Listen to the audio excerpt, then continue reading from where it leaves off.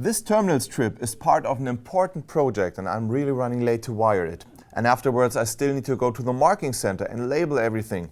I do need to hurry up if I don't want to screw it. Hi Sasha. Hi Jenny. Why don't you use the FBS bridge to connect your products?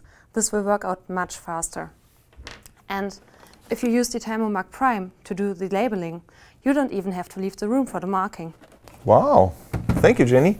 You're welcome. Look at this. This bridge fits for all kinds of terminal blocks, relays, circuit breakers. The installation is simplified a lot. Moreover, using the bridges is much faster than conventional wiring. Another advantage of the CompleteLine portfolio is that the products have standardized marker groves.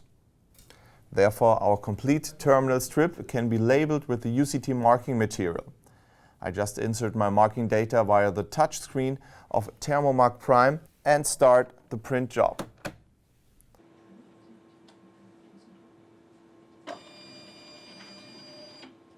Wow! Challenge completed.